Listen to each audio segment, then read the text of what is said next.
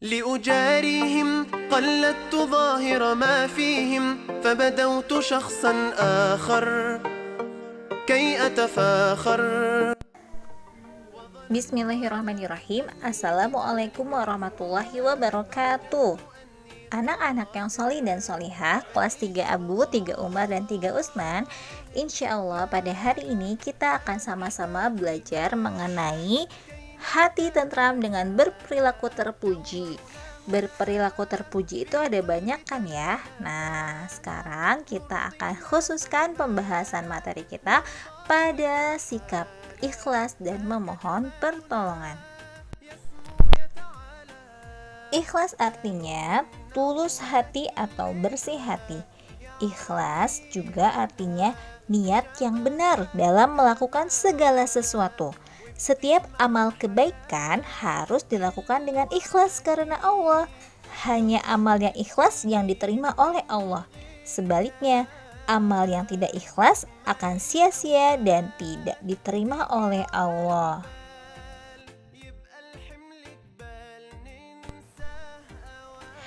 Ikhlas merupakan sifat mulia yang ada di dalam hati. Nah, ikhlas ini merupakan perbuatan hati ya anak-anak. Ikhlas itu mudah diucapkan, tetapi sulit untuk dipraktikkan. Anak yang beramal dengan ikhlas disebut dengan mukhlis.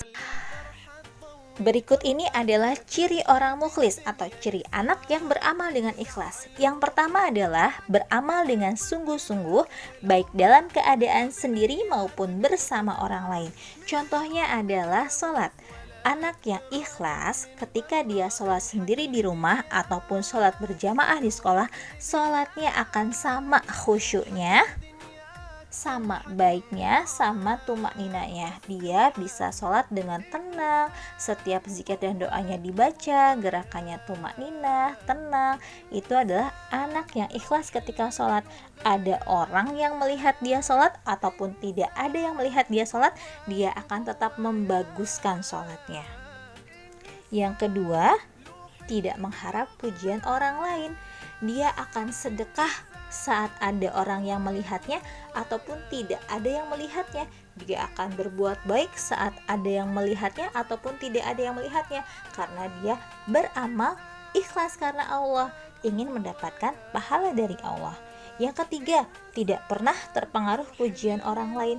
Saat dia beramal soleh, mau dipuji ataupun tidak dipuji, dia akan tetap beramal soleh. Yang keempat, tidak pernah mengharap imbalan atau pamrih atas sesuatu yang dilakukan.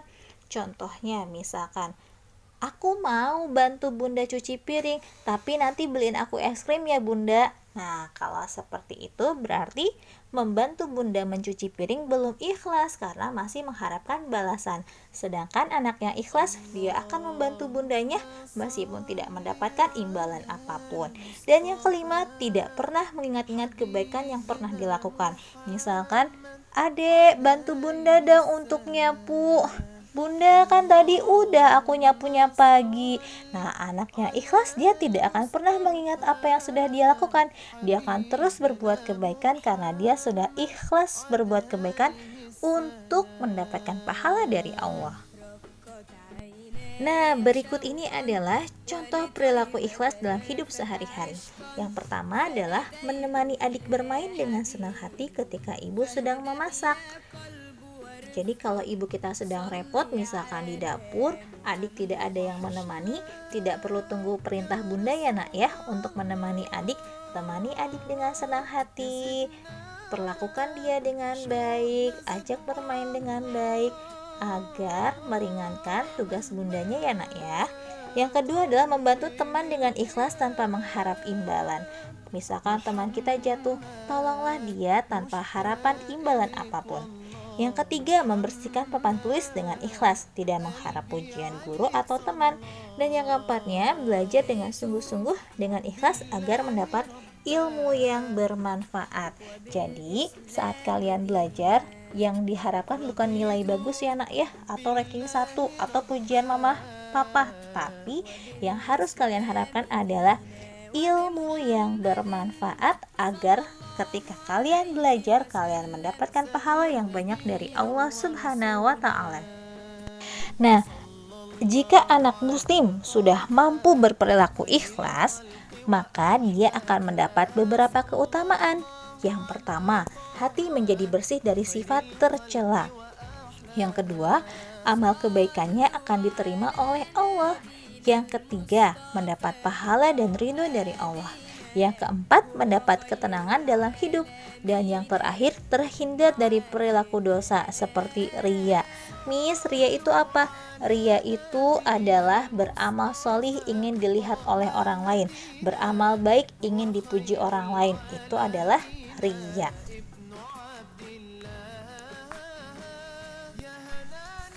Sikap terpuji yang kedua adalah memohon pertolongan. Mohon pertolongan dalam bahasa Arab disebut isti'anah. Mohon pertolongan artinya meminta bantuan agar dapat melakukan sesuatu atau dapat keluar dari kesusahan atau kesulitan.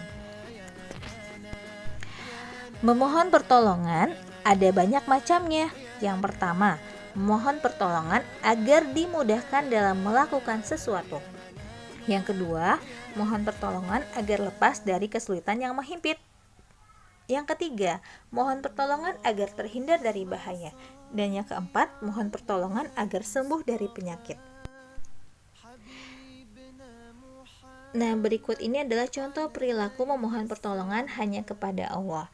Yang pertama adalah mohon pertolongan Allah agar diberi kemudahan dalam belajar.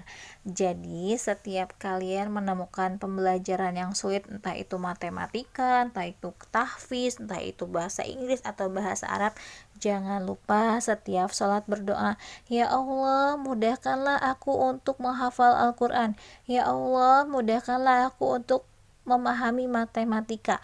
Ya Allah, mudahkanlah aku untuk memahami bahasa Arab dan bahasa Inggris," misalkan seperti itu. Jangan lupa diminta setiap sholat, insya Allah akan Allah mudahkan.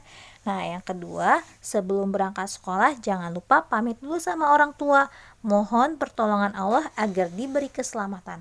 Jadi pas begitu keluar rumah langsung baca Bismillahirrahmanirrahim, la haula wala quwata illa billah. Dan yang ketiganya adalah berdoa kepada Allah sebelum tidur agar dijaga dari gangguan setan dan mimpi buruk. Yang keempat, sebelum makan berdoa kepada Allah agar diberi keberkahan dan makanan itu bisa menyehatkan tubuh, bisa mencerdaskan otak, bisa membuat kita semangat beribadah.